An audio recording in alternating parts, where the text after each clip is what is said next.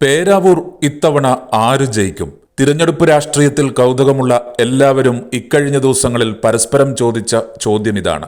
അത്രയേറെ വാശിയിലുള്ള മത്സരമാണ് പേരാവൂരിൽ നടക്കുന്നത്. അക്ഷരാർത്ഥത്തിൽ ഇഞ്ചോടിഞ്ച് പോരാട്ടം. 3 വട്ടം തുടർച്ചയായി MLA ആയ സണ്ണി ജോസഫിന് എതിരാളിയായി CPM-ലെ ജനകീയ നേതാവെന്ന് വിശേഷിപ്പിക്കപ്പെടുന്ന KK ശൈലജ വന്നതോടെ പോരാട്ടം കടുത്തു. ഒപ്പം NDA സ്ഥാനാർത്ഥി പൈലി വാത്യാട്ടും കളം നിറഞ്ഞു. വികസനവും ക്ഷേമവും തന്നെയായിരുന്നു 3 മുന്നണികളുടെയും പ്രധാന പ്രചാരണ വിഷയം.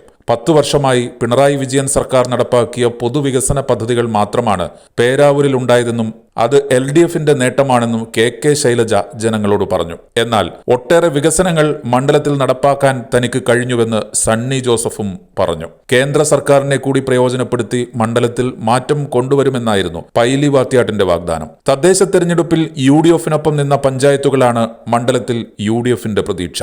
എന്നാൽ ഈ കോട്ടകൾ ഇളക്കാനും പ്രത്യേക രാഷ്ട്രീയ ആഭിമുഖ്യമില്ലാത്തവരുടെ വോട്ടുകൾ നേടാനും ശൈലജയ്ക്ക് കഴിയുമെന്നതാണ് LDF-ന്റെ പ്രതീക്ഷ.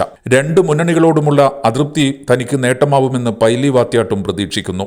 3 മുന്നണികൾ തമ്മിലാണ് പ്രധാന മത്സരമെങ്കിലും ആം ആദ്മി പാർട്ടിയും ദേശീയതലത്തിൽ ബീഹാറിൽ ഉൾപ്പെടെ സ്വാധീനമുള്ള CPI-ML ലിബറേഷനും പേരാവൂരിൽ മത്സരരംഗത്തുണ്ട്. KPCC പ്രസിഡന്റ് കൂടിയായ സണ്ണി ജോസഫിനും മുൻ ആരോഗ്യമന്ത്രി എന്ന നിലയിൽ ശ്രദ്ധേയയായ KK ശൈലജയ്ക്കും പേരാവൂരിലെ ജനവിധി അതീവ നിർണായകമാണ്. അതറിയാൻ മെയ് 4 വരെ കാത്തിരിക്കുകയും വേണം.